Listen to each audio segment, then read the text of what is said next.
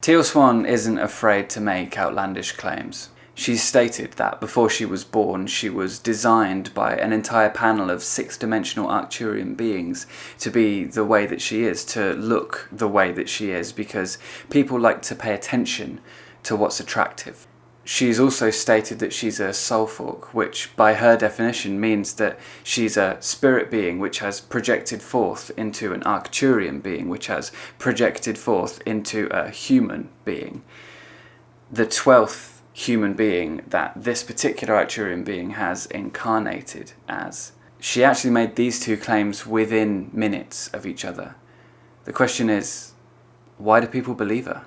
When it comes to outlandish claims, there's a case to be made for the desire to believe in something mystical, otherworldly. Whether it's ghosts, gods, or gurus, there's a lot of reasons people believe do so. Most of these reasons have to do with the psychology of the believer in question, how or when this person was exposed to them, at what age, and so on.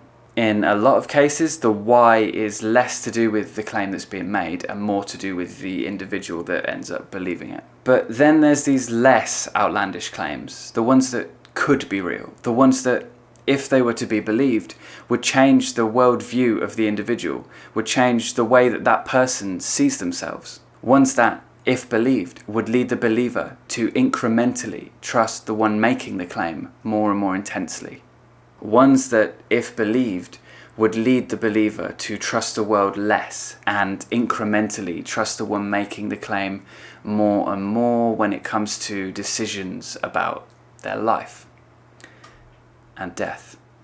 In an account by Catherine Rose Breen, Teal is quoted saying, "What if I told you there's a hell of a lot more traumatic memories you don't remember?" This was said to a lady who later claimed to have been raped by 30 people and to have survived MK Ultra mind control and torture. The trouble here is Teal's question is a leading question. It assumes that the one being asked it has traumatic memories that they can't recall. Of course, that's intentional. Teal is claiming to know this lady's mind more than this lady knows her own mind. That's one of Teal's gifts, you see. So here, when Teal says, "What if I told you?" she's implying that she is privy to knowledge that the listener isn't. She's setting herself up as someone who possesses knowledge that the listener doesn't. And that comment on not remembering, that's an appeal to the recovery of repressed memories, something which evidence doesn't support as being possible. In fact, the evidence supports the notion that things we have no recollection of when recovered are more likely to be false recollections. In other words, when we think that we're recovering a forgotten or repressed memory, it's more likely that what's happening is that we are unknowingly or knowingly creating a new false memory. That aside, we need to consider why someone being asked a question like this might believe what Teal is implying. To make sense of this, we again need to consider the fact that Teal and her inner circle deliberately target a specific kind of person as prospective followers: suicidal and depressed people. Now, depression has been linked to low self-esteem, and research shows that low self-esteem puts you at a higher risk of depression. Also, non-assertive behaviours, sometimes called passive behaviours, are also linked to depression and low self-esteem as well. And guess which two factors are more likely to make an individual act on the suggestions of someone else? Individual levels of self-esteem and assertiveness. On top of this, if someone is experiencing intense emotions, they are more likely to be receptive to the suggestions of others. Additionally, being in a group and identifying with that group has been shown to make people more likely to conform to the expectations of the group.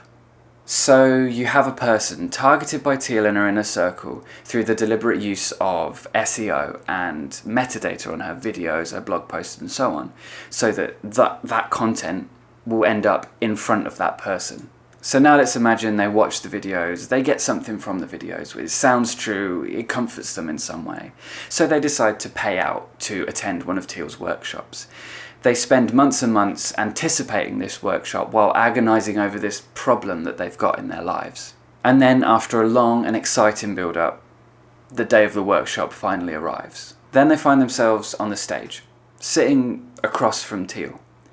They sit there, they divulge all the ins and outs of their problem. They pour their heart out in front of Teal and this room full of other people who, for whatever reason, adore Teal to varying extents for whatever reason. The moment they've been waiting for is here. Teal is about to answer their problem.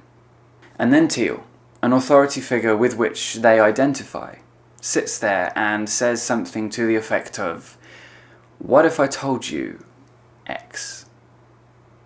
It is the perfect storm of suggestibility. They've been targeted, they've been tenderized, and the believing of the thing that's being suggested is almost impeccably facilitated. It's just a shame that that suggestion is baseless, and the advice given thereafter just so. But nonetheless, this person leaves the stage with an answer. They leave with a sense of purpose, their faith in Teal strengthened, but nothing else. Nothing of substance. Just a trail of greater pain blazed and ready to walk. I've been Andy Fellows, and if you have any personal stories regarding Teal that you want to have heard, then please contact me via Twitter. We can talk confidentially and figure out the best way to go about getting your story out there so people can hear it. You can tweet at me at Andy the Fellow, just make sure you spell Andy with an E, A-N-D-E-Y. Thank you for watching, and if you think that this video could benefit anybody you know, please share it with them. You never know, it might break the spell.